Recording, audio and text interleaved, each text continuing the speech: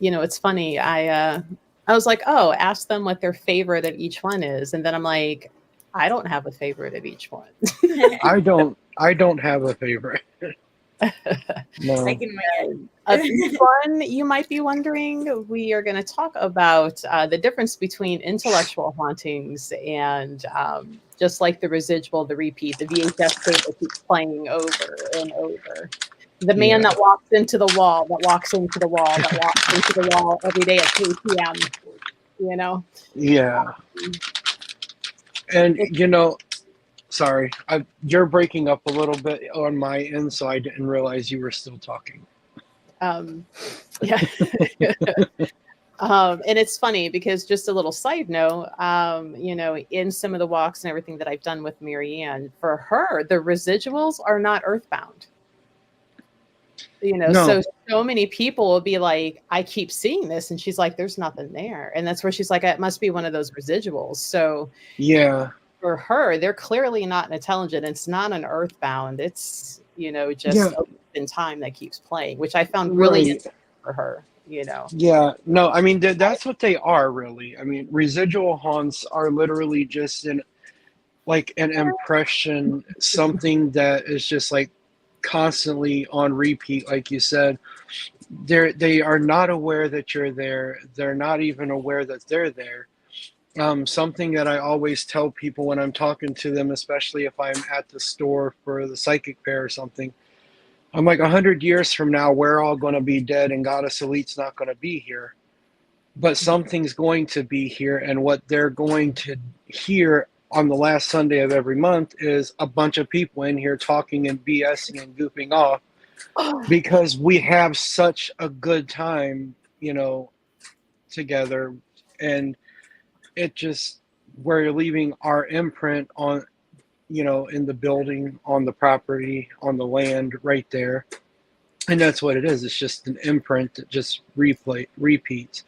I Like, never thought of that. yeah, yeah, We get to haunt like, the future. 100 yeah, years from now, exactly. you'll hear Emily saying, "You should get this book. You should," from the ether. Yeah, 100 years from now, I hope they don't have to hear Emily.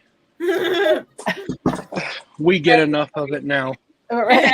Which if it I'm like, oh, okay, if it's the noise and it's all of us goofing off and everything, watch it be like a bar and it would just fade into the background, nobody would even Hmm. notice. Now watch it be Yeah, a daycare and they're like, why won't these kids go to sleep on Sundays?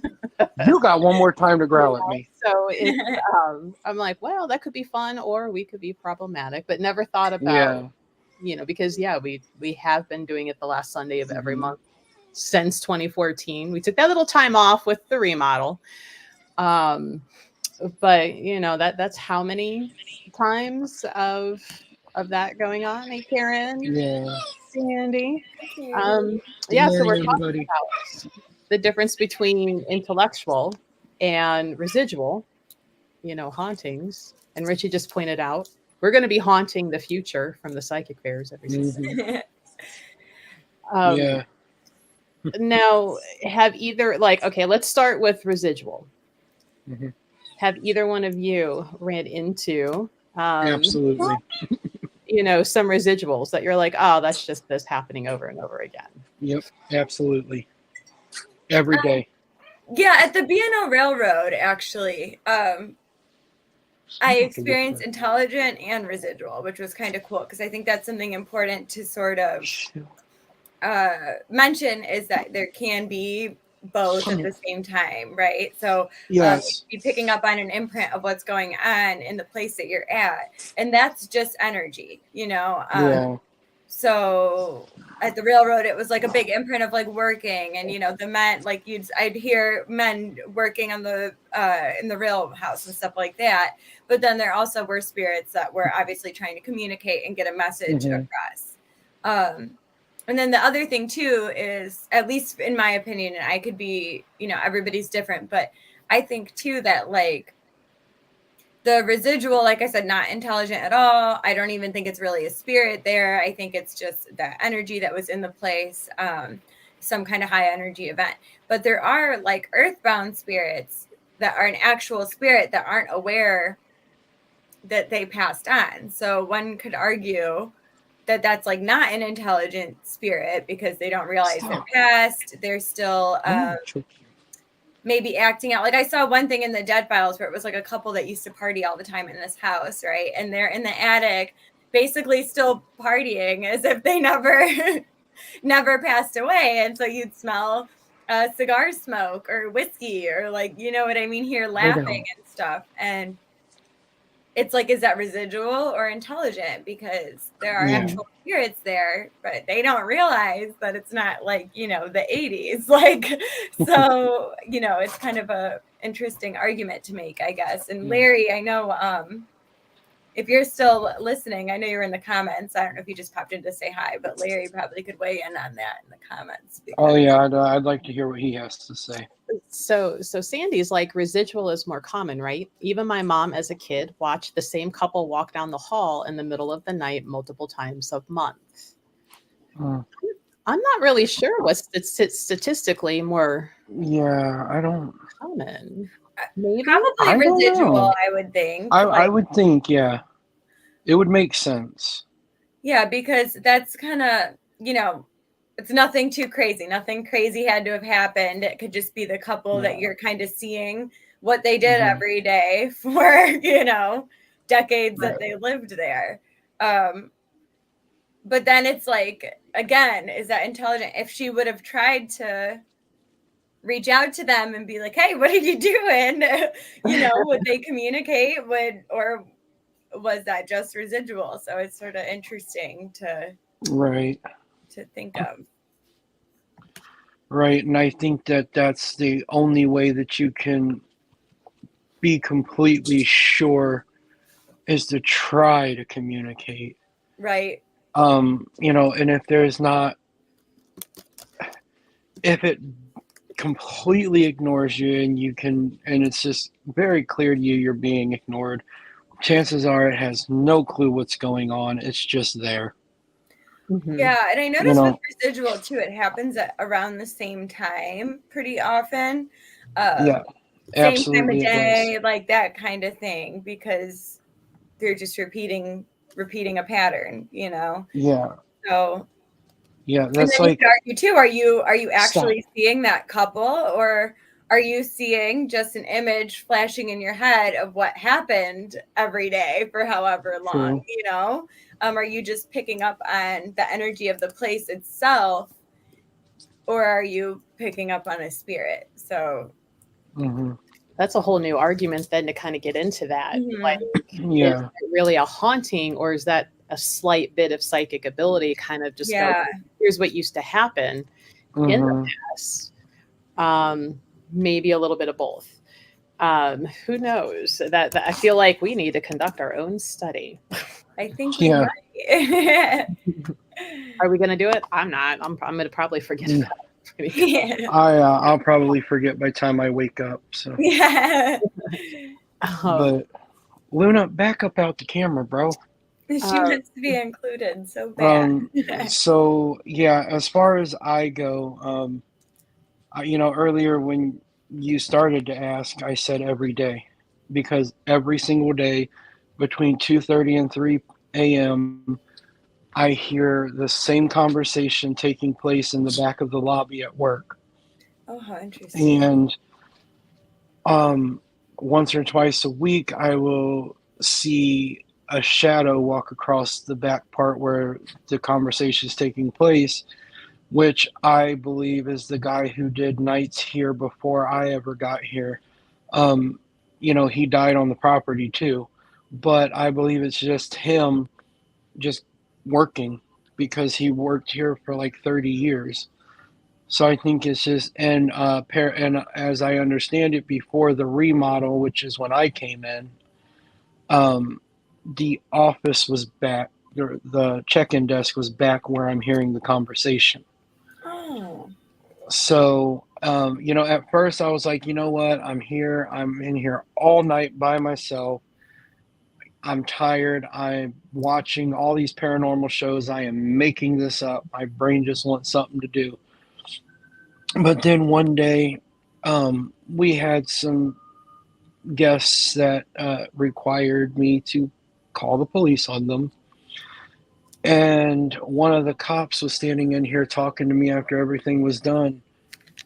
And he just kept looking over his shoulder, like just kind of like, what? And I looked at him like, what's going on? He's like, you can't tell me that you don't hear people talking in the back of your lobby.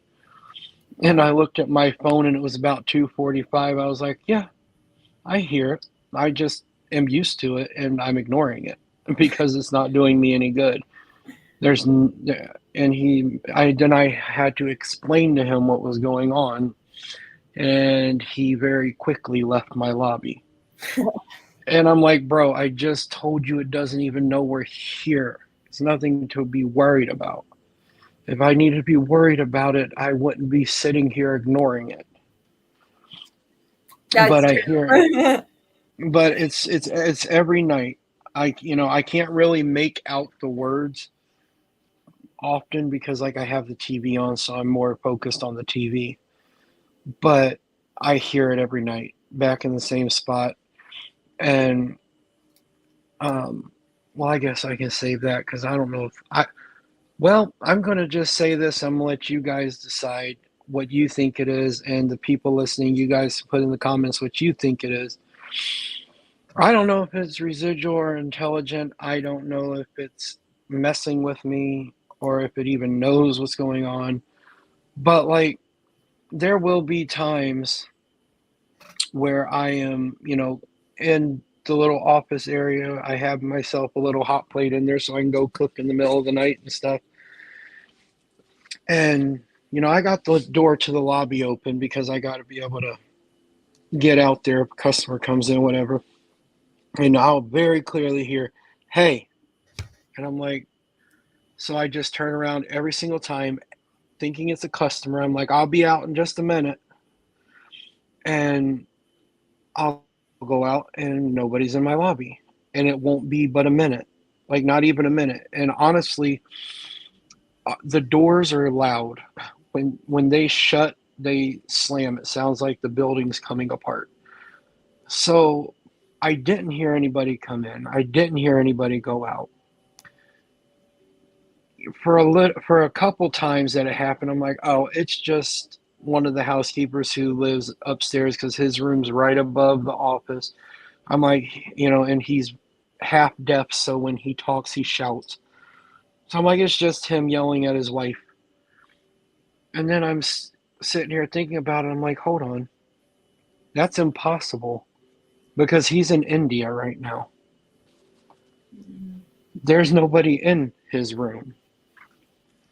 So then I'm like, okay, whatever. But each time I have to pretend, or not pretend, but I have to treat it like it's a customer because the one time I just ignore it, it might actually be a customer coming in. Because they don't know how. Yeah, they don't know how to read the highlighted sign up on the desk that says dial this number for service. They sit there and yell until somebody comes and helps them. So I don't know, and the thing is, we said that residual is kind of like on a schedule. It'll happen at the same time, but this doesn't happen all the time. It's not like, the first Friday of every month or whatever that this stuff is happening. It's random.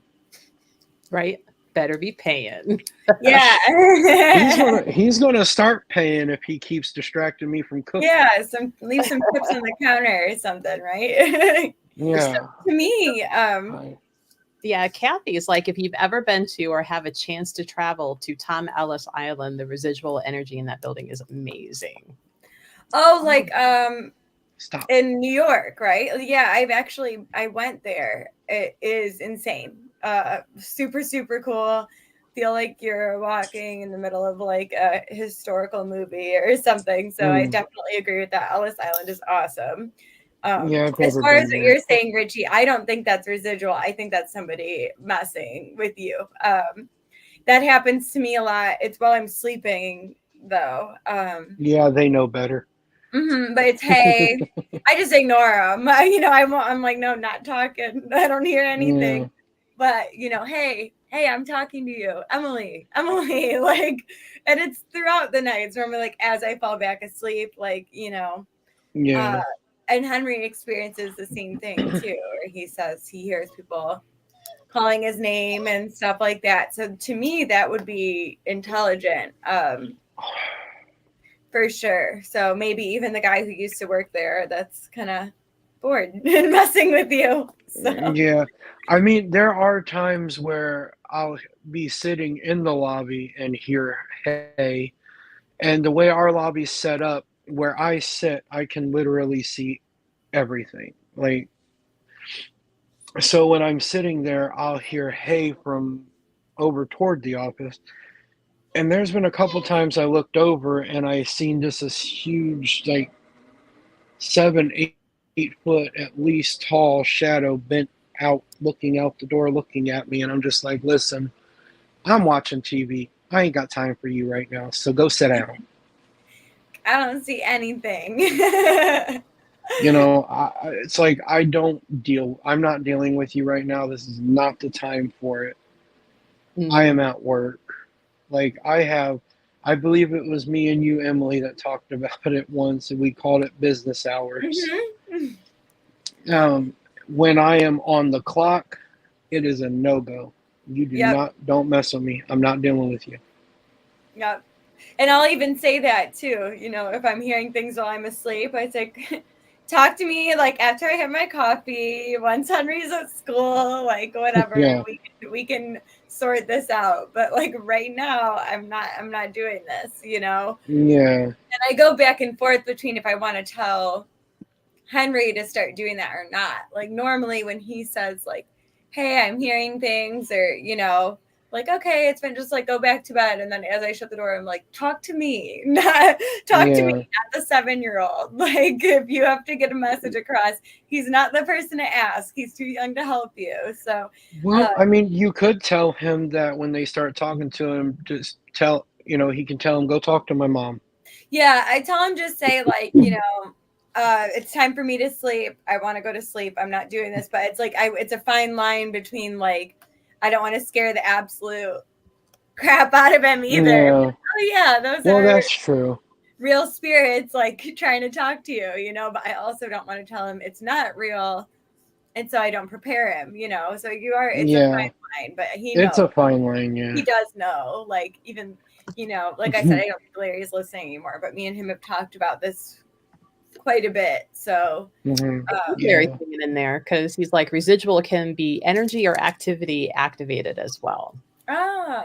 So maybe like Sandy's mom's couple would only walk down that hallway if you went to bed after 10, or before, then everybody's asleep and now you can do that. I get what you're saying. That makes sense. Yeah. I'm so glad to have somebody smarter than me watching this. Yes, thank you, Larry. It's like some of the houses that I grew up in would have certain things that would happen, but they wouldn't happen all the time. So now I wonder if those are cases of like if X and B, then G and L are going to happen. If J and B, then Q and L will happen. Right. Yeah. But I mean, there was one house, like they would put me to bed and I would get up and just stand. My bedroom was off of the kitchen. I would just stand in the kitchen. I'm like, nope. Mom's like, typically, I'm like, I tell people if every house that you've lived in is haunted, it might not be the house. So maybe that's something to consider. Hey. Because, that's the other thing too. Larry's saying it could be activated. So sometimes what I've noticed, a house could be completely inactive, right? And then somebody who's a sensitive moves in, or a psychic, all of a sudden activity's ramping up, it almost like wakes up the energy that's there. I've noticed that quite a bit, just with like friends and stuff like that too. Like I had a friend, she's lived in her house for a few years, never had a problem, had another friend to move in who is really sensitive, and all of a sudden like Mhm. They're like, oh, somebody who can communicate, somebody who can talk. I'm going to try and talk now. Yeah. And Look then at with those. residual, who knows? But probably, I would say those are more intelligent who were messing around Yeah. with neighbors. Yeah, Who now Oh notice yeah. it's a new person. Well, let's go talk to them. very true. Absolutely. But I have heard with residual even too, though, where it's like just having that energy, I guess, around, because I'd assume someone who probably is sensitive has a little more Mhm. energy on them than normal. I would, it Yeah. kind of just amps stuff up a little bit. Obviously I can't really give you a quantified reason behind that, but Yeah. Have either of you watched that show Ghosts? I have not, but it is on my list No. of things to It is watch. hilarious. I've watched a little bit of both the British and the American, and it's hilarious. Okay. I should go back to watching some of it. Yeah. Um, I've been more on certain documentaries, which you and I, Emily, with Jim, were like, you got to watch this one, and you've got to. Yeah. But I should loop back, and I remember like the first time I think it was the American Excuse version when Marianne and I were still doing our ghost talks, and you know how she's like ghosts, they don't like sage, they're gonna avoid it because it weakens them, blah blah blah. And in one of the first episodes, they're burning sage, and now mind you, each ghost is a different like personality, ethnicity, like background, they across the gamut. And one of them is a hippie woman, the Uh-oh. dreadlocks, long dresses, tie-dye, and the wife's like, I'm gonna burn sage in our new house. And she's like, I love sage. So the ghost is like following her, like huffing sage smoke. Mhm. That Oh, would be that's me. right Funny. in the face. I'm like, Marianne, she's like, that's why I'm not gonna watch it there. And I'm like, it's meant to be a comedy. Yeah, it's a comedy. You gotta be willing to laugh at it, Yeah. even if you're only laughing at the stupidity of the writers. But Oh, you know, I Larry do. will Uh come in oh. soon. He's almost on. I think he's Don't driving. crash your car, Larry. Only So at red lights and stop signs. I was thinking about it after he said how it could be activated or whatever, and you were explaining that a little bit, and that brought up another memory that was kind of pushed back because it wasn't scary, so I didn't really need to remember it for my book or anything. But when I used to go to bed mad, I would be laying there, and then from, I guess you would call it the attic, but like there was no floor up there, so it wasn't really an attic, and it was like a little crawl space to get up there, somewhere I could never get because I was always too big. But I would literally hear an old time phone ringing up there every time I went to bed mad. And I remember the first time I heard it, I'm like, man, somebody, who the heck's calling our house this late? And I'm just listening because the house is so quiet. Besides that, I'm like, I'm going to hear mom cussing somebody out any second. But it never happened, and I didn't hear the answering machine go off either. So I'm like, did they hang up? And then I asked her the next morning, and she had said that the phone never rang. And I'm like, well, what is, because it was digital and you could change the ringtones on it. And I'm like, well, what is the ringtone on our phone? And she played it for me. I'm like, that's not what I heard. Like, I literally heard an old ring like you would think of on like the ones where you have to like dial by turning the thing. Like the Like the way, rotary phone. yeah, rotary. Rotary. Yeah. The old rotary phones. It would sound like that. And I'm like, but that was a setting on the digital phone that we had, so I thought maybe it was. And then she showed me the other one, and it was more of like a techno beat, and I'm like, yep, not even close. And then a little while later, I would get upset, before I went to bed or whatever, and I would hear it again, and it was like that every time I got mad.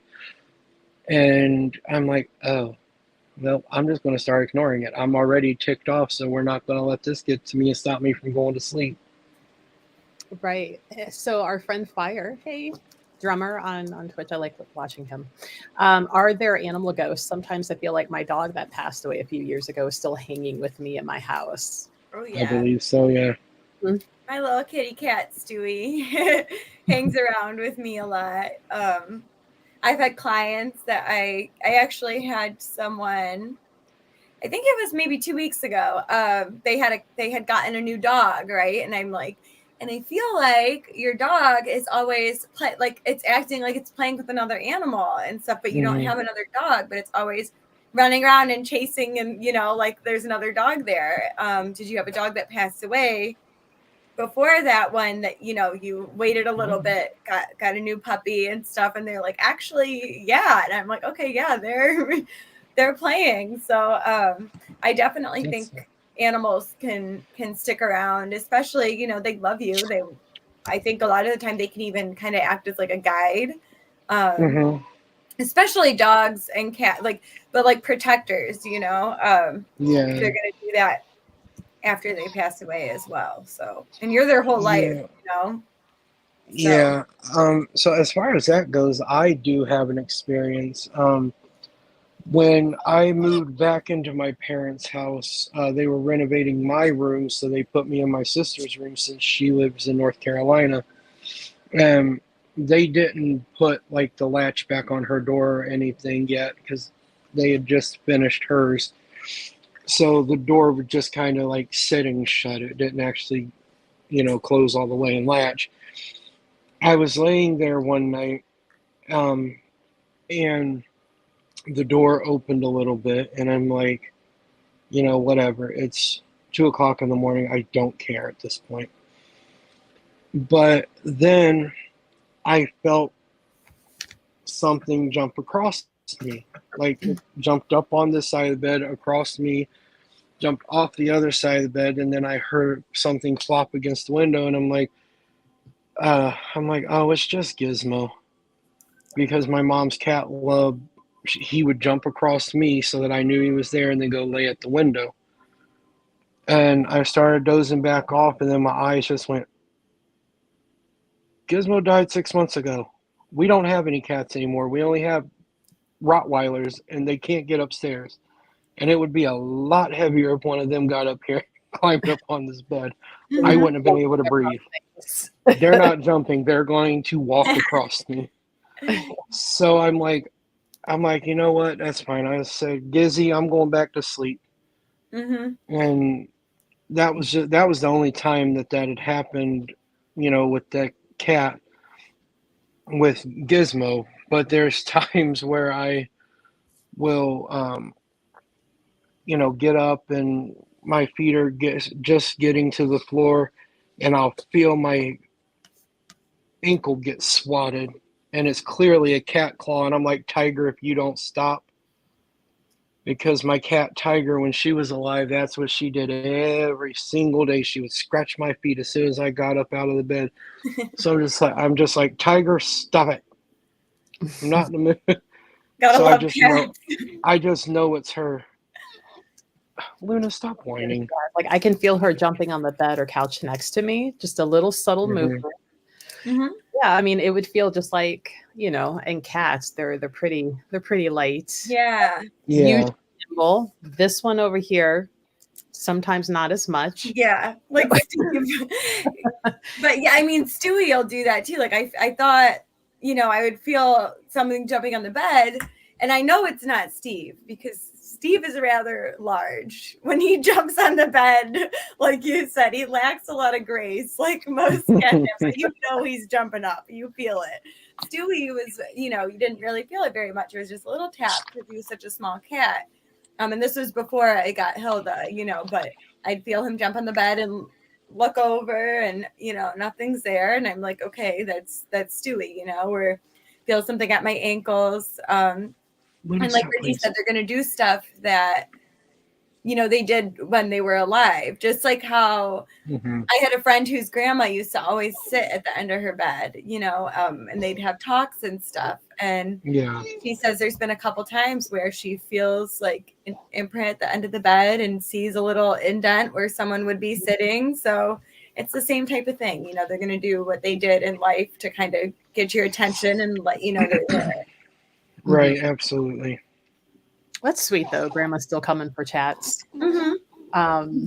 So me and Emily have both given examples of residual hauntings, but Melissa, I haven't heard one thing from you about experiences you've had.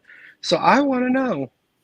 I don't know if I really have residual because I can't say that I've experienced something on the repeat.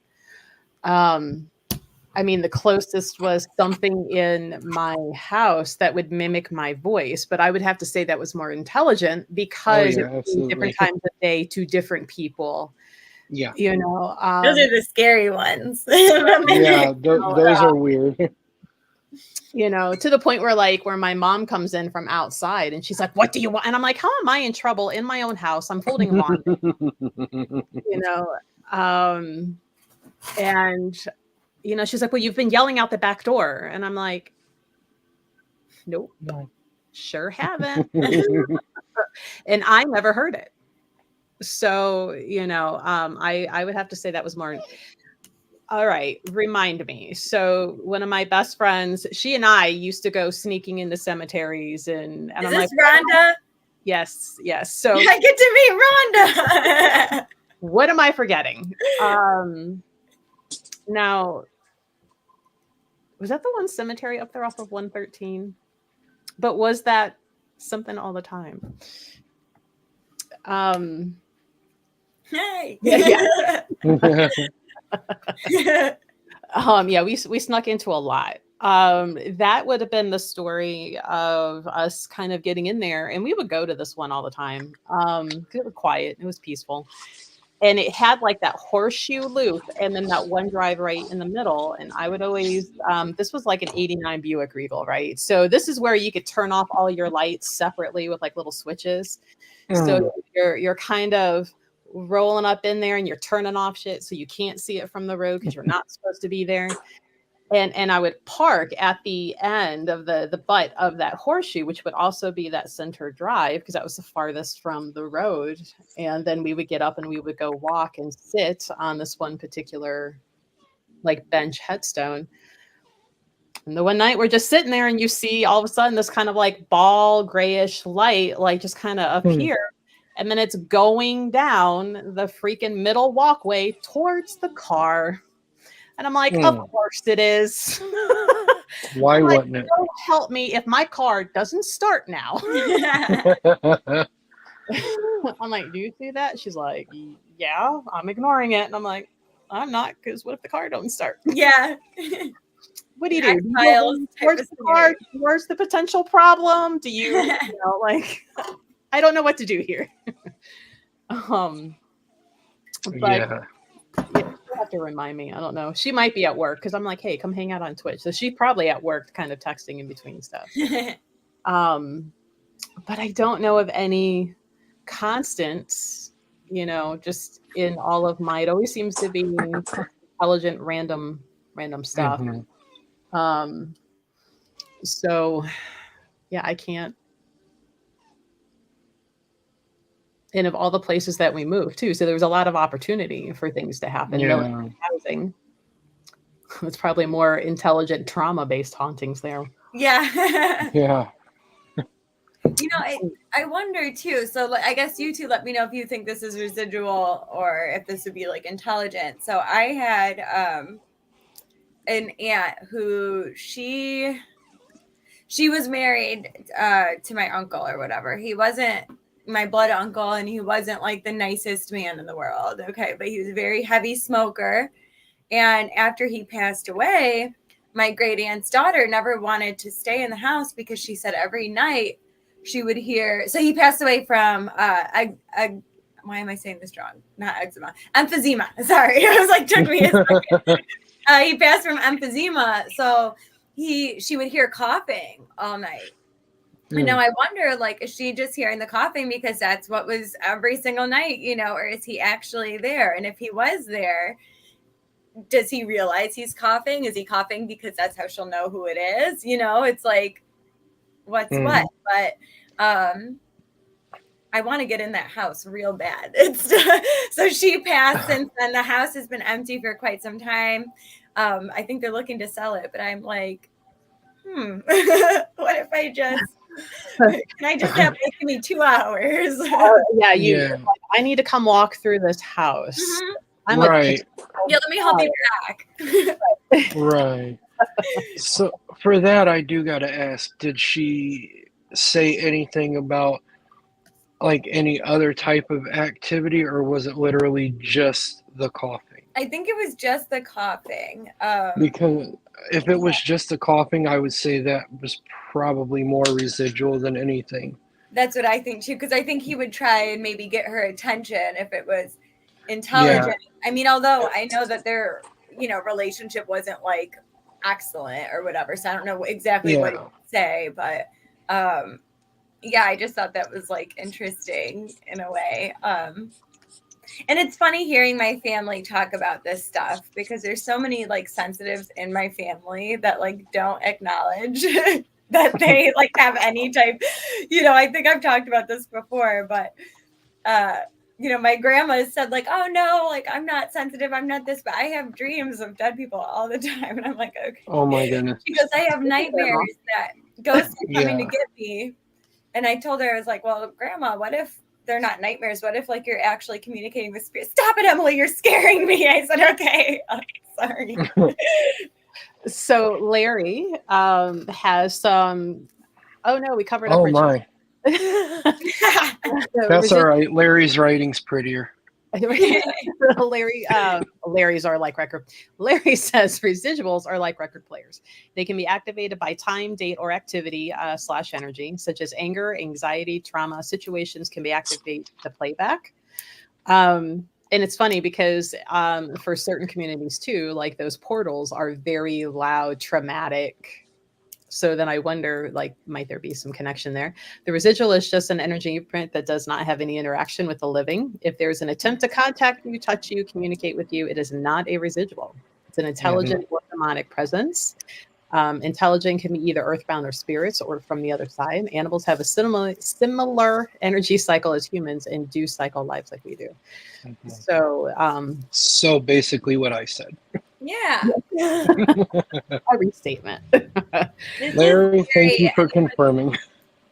Anyone who doesn't know who Larry is, he's a medium that reads at the shop. He's there most Sundays. He's very, very good at what he does. So that's why we're taking his word as gospel here, because we trust him. Yeah. So. And Larry was with us, 2 weeks ago now, I think? Yeah. So it's probably off of our Twitch replay because those only hang around for 14 days. But if you go to our YouTube channel, Goddess Elite LLC, you can go back and watch it. That lives up there forever. So I can't say that I've had residual. We've all heard some of my stories about the intelligent stuff that happens. And I can't say that I absolutely have a favorite or the one that I want to go see, because they're all kind of interesting to me, especially the more intelligent. And I probably do not have as much fear as I should around certain things, which might get me thrown through a wall one day. That's what I always say. And be like, see, guys, it's not that bad. It was fun for me. Walk it off. When I've been in the House of Wills, I was just kind of like, like they're hanging out over there because they're tired of being the pony and circus show. So they're not, but I'm like, they're not really, like, it's not, ooh. No. Right. And the same thing with Mansfield Prison. I'm just like, Yeah, that's how I am. I was like, I was not born with like the healthy dose of fear that like most people should I'm more have. afraid of the live ones in the other prison right across the field right there. Yeah. To get out, I'm more afraid of them. That's what I always say too. Like I had an evil eye on the one day, and I think it was a client or something, but he asked me like, he goes, why are you so afraid of, or what are you afraid of? What are you trying to protect yourself from? I said, the living. I said, I'm not afraid of dead people. I said, I'm afraid of living people. Yeah. I get that. But I mean, anybody who's read my book or has heard any of my stories involving the reformatory, they will know that there is one thing that happened to me there that did scare me. And it did scare me so bad that I left the paranormal field for almost 5 years. And then, but Yep. now that I'm back, now that I faced that darkness, the night that I faced it, I walked through the prison by myself with no lights at all, and I wasn't one bit scared. I heard things walking around me, and I heard stuff, in rooms. I'm like, yeah, and like, if you're going to come, if you want to come out and have a conversation, come out and talk, but I'm not going to stop and wait for you. I got something to do. The reformatory is very well known, though, for like actually having violent interactions. So I don't know if I've said this before on here, but I'm pretty sure Ohio is the third most haunted state in the United States. I believe so.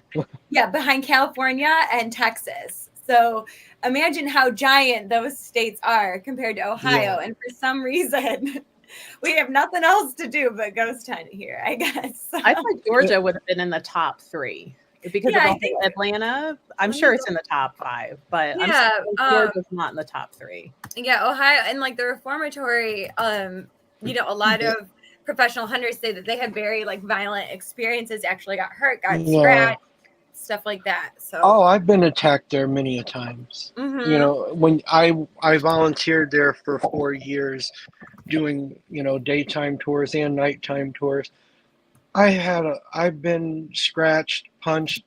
I've had something try to take me over. My first investigation there, I was walking on the top tier of the west cell block, which is not a smart thing to do because there's no cage like there is on the east cell block. But I had something rush me and try to knock me off.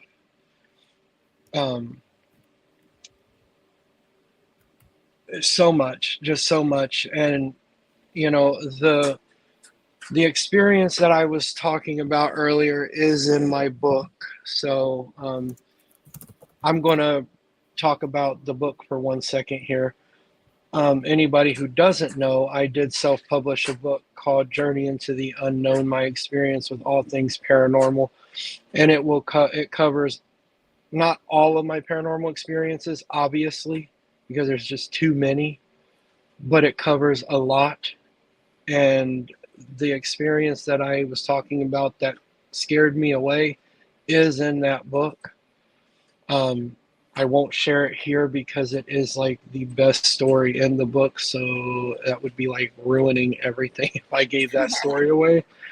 But if you are interested in purchasing it, we can figure out how to get that to you. You can follow my Facebook page, Emerald Raven Paranormal, or if you don't want to do that, tell Melissa and she'll tell me and we'll figure out how to get it to you.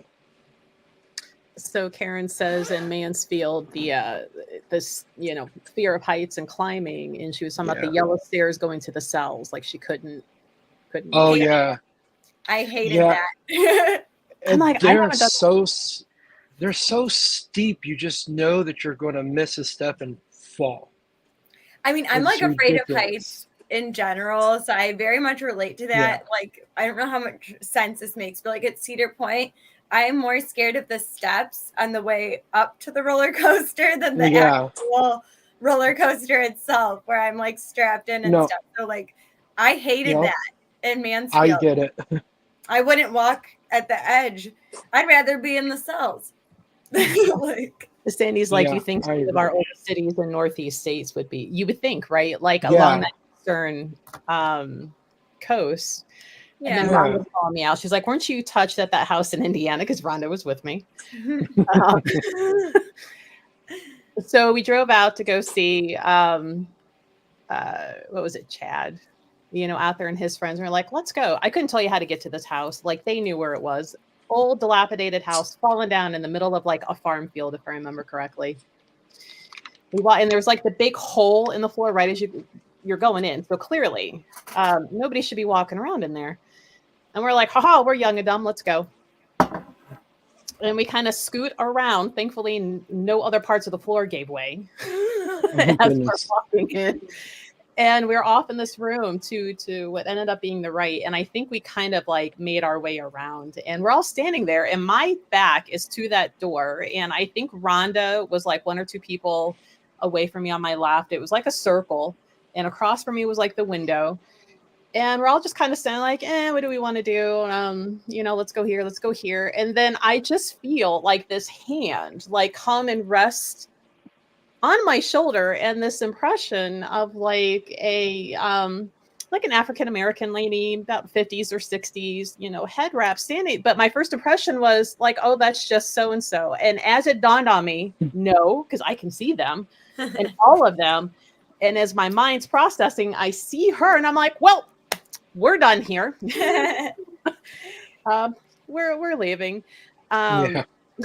Shush, Rhonda. She's like, show me on the doll with the spirit touched you. Right here. But that would be, I would take that more as like the intellectual, not a, so that's why I'm like, I've had more of things like that, happen. Yeah. Residual, walking, phones ringing, knocking, Right. kids crying.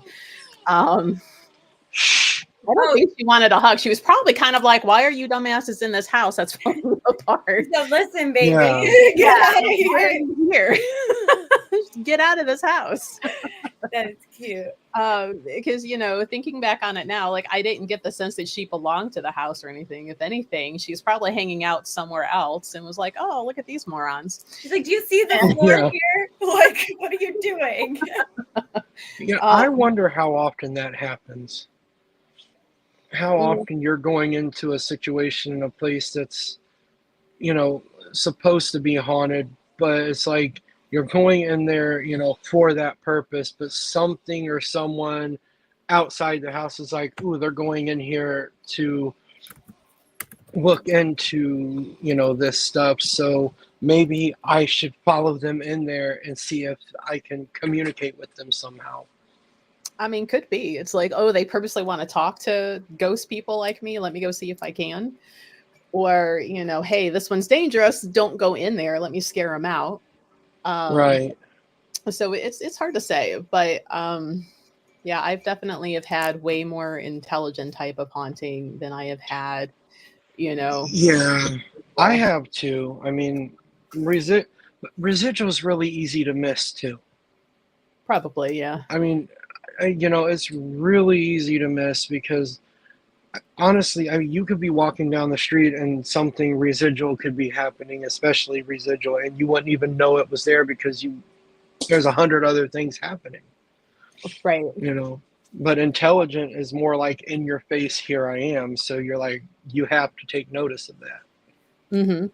Well, there are cameras for like libraries, certain libraries. I think there's still a camera for that one intersection down in New Orleans where you can sit and watch, and people have caught paranormal stuff. Like obviously that library, and that was the one that the Ghostbusters was based off of. I've been in that one, so for a hot minute, like I was on camera in that library. But people have caught stuff, and I've often wondered, like with the one in New Orleans, how much of like that ghostly figure walking down the street is more of a residual rather than an intellectual. Yeah, there's so much going on down in New Orleans. There's no knowing what you're seeing. Residual, intelligent, cryptid, mythical, unicorn. I don't know. There's just so much. I mean, you could be walking down the street and all of a sudden, Oogie Boogie standing beside you. I mean, New Orleans is wild. I would love that, but New Orleans is wild. Like I would love to go there. I've never been there. Obviously, as a Wiccan witch, paranormal enthusiast, I know about it. I mean, who doesn't? Even if you're not into this stuff, you know what New Orleans is about. But I would love to go down there. My cousins and I were supposed to go, but they were like, but we're not going near all that voodoo, hoodoo, witchy crap that you're into. I was like, then what's the point then in I'm going? not going. Like, there's no point in going if we're not going to go experience everything. Sean's Like, like, yeah, in New Orleans. yeah, I want to go so bad. And I'm just like, yeah, let's drink and let's party and have fun. But let's do this too, because this is fun. Right, like you could be at Bourbon Street. I'll be in the French Corner over here. Like, I mean, yeah. I mean, who cares if we're having if a a vampire comes out and bites you? I don't give a shit. But I want to go give it a chance. mm-hmm. When in No, Rome. I don't want a vampire to bite me. But but yeah, it's like there's no point in going if you're just going for like the party life. Like you got to go to the other side too. That's more scary to me, party life, than the people.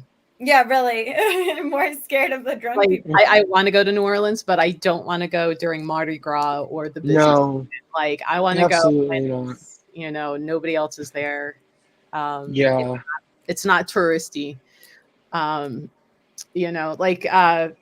I've been to Salem and would love to go back.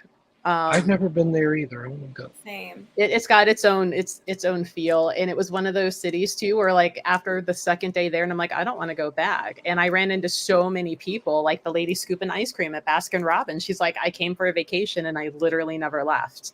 You go to a coffee shop, same thing. And I'm like, what is it about this city? That's so cool though. I mean, some places just call you like that, like they get you and you can't. I mean, that the reformatory does that when you go in and it calls you in and it just doesn't let you go. Sean's like, I did meet the vampires. They were kind of lame. They sparkle or no? Larry says his favorite place in North Ohio is the battlefield. Very active and fun. Yeah. See Rhonda, she wants to go when it's not Mardi Gras. We'll have to make like one big trip, gather all the people, we'll all converge. Yeah. Oh, yes. We will become the crowd to avoid. Yeah. Let us all go down there, and we'll have our own version of Mardi Gras. If we're not dressed like American Horror Story Coven, I'm not interested. I want us all to be in black and hats and. Okay, I'm glad you explained that. Spiderweb umbrella to keep the sun. Yeah, exactly. Sorry, Larry. New Orleans, not North Ohio. I'm assuming. Yeah, New Orleans. I was thinking that, but I'm like, you know what? Let's just not correct her. Let's just see. No, it's okay. Rhonda will call out. Yeah, where's Rhonda? Yeah, but oh, that's interesting. It's got the intelligent and residual at the same time in that battlefield. Oh yeah, I believe that. I mean, a lot of the more famous haunted locations will have both. I mean, I know places I've been, prisons, Brownella Cottage and Galleon, they had residual and intelligent. Gill House has residual and intelligent. Not that I got to hear or see much of it, because the other person that was there, who was just some rando, wouldn't shut up about his other investigations and let us investigate much. But I did get some stuff happen, I had both there. So yeah, I mean, I think everywhere I've been has had residual and intelligent. And like the hotel, it has residual and intelligent. I have things trying to communicate with me, and then other things that are just going about their business that they were on during life. I think we need to come down to your hotel, Richie, and like record stuff where one of our and be like, and then this happened. And then. Yeah. Well, see, the thing is I don't know. I've tried. I've set recorders out at like 2:00 and I let it record for 2 hours when it's just me. And all you can hear on it is the TV, or you hear me yelling at the TV, because I yell at TV shows and, everything like that and whatever. but like I will set it back, toward where I hear the conversation, but the Mhm. lobby echoes, so everything I say sounds like I'm standing on top of the recorder. And I've never been able to actually record the conversations taking place. Hmm. There's only been one time where something was caught on camera and I saw it. Both of my managers saw it. They looked at it, but they didn't believe it. They either that or they just refused to because it would bring their religions to, crumble. My main manager is Hindu, and he's like, ghosts aren't real because you're reincarnated. So even though he watched that shadow cross our laundry room on the camera, he still doesn't believe what he saw. And I'm just like, no, you're just not letting yourself believe it because that's against what your religion tells you. Mm. And then, the other manager is Catholic, and we're not going to get into that again, but I think all I got to say is that, and you guys understand. Yeah, we're not here to debate religion. Yeah. Now, So is they that just section of tape still saved somewhere? probably not. I'd been like, can I borrow this little fire stick Yeah. thing? I need a big copy. Yeah. No, that's. I believe that it deletes after so long, and that was almost a year ago. Mm, So bummer. yeah, it's Man, crazy.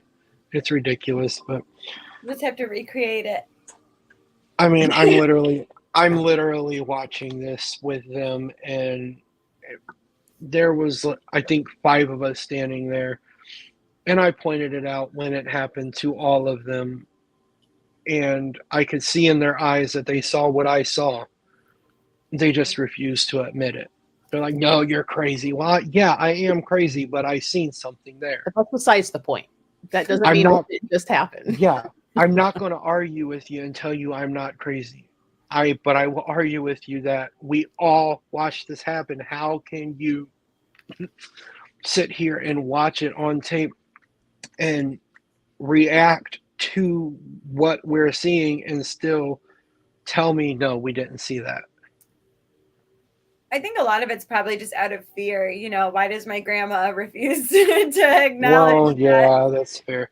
I mean, But it's interesting. With the reincarnation thing, though, that's interesting to me, too, because I do believe in reincarnation, right? So I think we live many lives, but I also still believe in earthbound spirits. This yeah. is all, I guess, hypothetical, and I have no proof to back this up at all. But I believe like that earthbounds are just people, like they still have some stuff to figure out, right? Like maybe have some lessons to learn, whatever. They weren't ready to incarnate again. But I think that those two things aren't necessarily mutually exclusive. I think both can be true.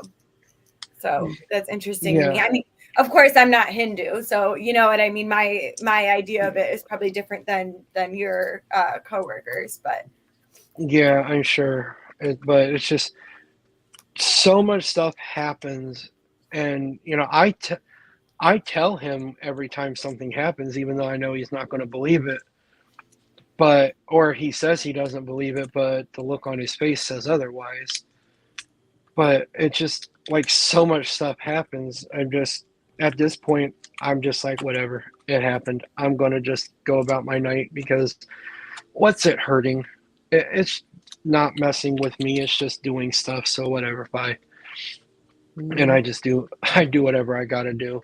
Except for when I hear the haze, I always have to answer because it could be a customer. But Funny that they do that on purpose. Like watch, we could get them to respond. Hey. Well, see, I had a reading with Larry, and now this just popped in my head. I had a reading with Larry, and he said that sometimes when something happens, that it is my little brother, who would be about 25, I think now, if he was alive. And that's about about the sound. It's a youthful sound. And I'm like, so now I'm sitting here thinking, is it Damien screwing with me because he knows that I'm going to have to leave what I'm doing to go answer a customer? It's a very brotherly thing to do, wouldn't it be? Yeah, I mean, let's face it, we would all do it to somebody if we Yeah. were dead. I mean, we would pick the most inconvenient time and distract them. So, Yeah. What? yeah, Never. Melissa, nobody believes that. Sounds like, do you believe in an afterlife after we stop reincarnating? I do, but I don't think it's necessarily like heaven. Like, I don't know that I believe. I don't know. I guess I don't really know. That's a good question. Part of me is like, you become, you're a drop in the ocean, and when you pass, that, which is like a Hindu belief, your Atman or your soul that you have just kind of becomes one with everybody else's, like this conglomerate of energy. But then part of me is like, no, I do think that, there's an afterlife, because definitely I've had, spirits say like, oh, I'm with yada yada now, I'm with A, B, and C, I'm with this person. And it's like, they wouldn't be with that person if there wasn't afterlife. But I also believe that at a certain point we kind of incarnate with the same people, if that makes sense. Like, we've got our little group that we tend to stick with. So I guess I'm up in the air with that. I haven't had proof kind of one way or the other, so I'm open to think maybe it's not for us to know. Yeah, I mean, and as for me, like, I think there's got to be something else. This can't just be it. But I also, because everybody's like, how can I be so open-minded about everything and just listen to everybody and respect everybody's beliefs? Well, first of all, because I'm a decent person and everybody has the right to believe what they believe. My belief is that whatever you believe is going to happen to you when you die is exactly what happens. If you believe in heaven, then there's a heaven waiting for you. If you believe in hell, there's a hell waiting for you. You're going to one or the other. If you believe in reincarnation, you're going to be reincarnated, and so on and so forth. If you believe that there's nothing after this, then I guess that's just the end. There's nothing for you. Yeah.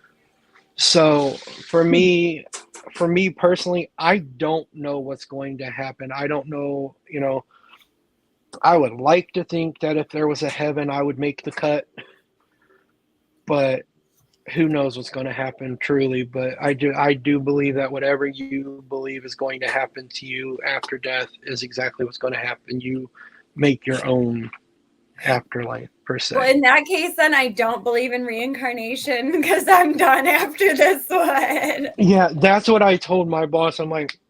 I said, I respect you believing in reincarnation, but I don't want to believe in reincarnation because I don't want to do this shit again. Yeah, this is enough. I've had enough. Once is good enough for me. I'm done. Yeah, Karen's like, my sister messes with me from heaven all the time. So apparently they will let pranksters in. Yeah. And Sean's like, I believe in soul groups and an afterlife that is not heaven and hell. And I think, you get a good group of like souls that work well. Why not keep, doing what you do? However, why? Some theories say we're all supposed to be learning to, elevate. Others say we're all bits of some divine source that forgets what it's like and has to come down to re-experience. There's so many. That one I'm like, all right. So why not keep coming around? Like, if it's a group of people and you're good at what you do, why not?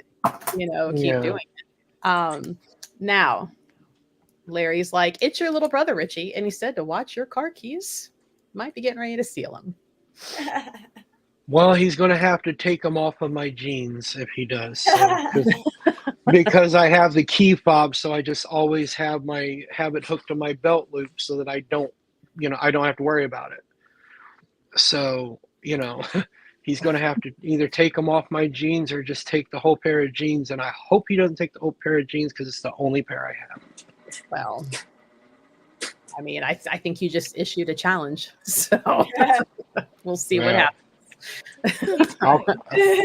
He underestimates my willingness to call our mom and snitch on him. Get mom involved. The I ultimate love end. that. That's so funny. Well, we are actually over 11 o'clock. So, Richie, I'm sure you're tired because you work overnight, which is why you get to hear all the weird stuff in the middle of the night at the hotel. Exactly. And Emily has things to get ready for her day. Yes. So, we do this every Wednesday at 10 a.m. So feel free to join us next Wednesday. Share your ghostly experiences if you like. If you have experiences that you want to be anonymous about, you can whisper them, email them, Facebook message, however you're watching on the platform. And we can share that without your name. And we'll give, our opinion, however accurate it might be. Yeah. We'll help you through that. We don't know what we're going to talk about next week just yet. We haven't figured it out. But it'll be something ghostly and paranormal. Yeah. Absolutely. Rest assured on that. But thank you for joining us, and hopefully you'll join us next Wednesday. Bye, everyone. Yep. Bye, guys.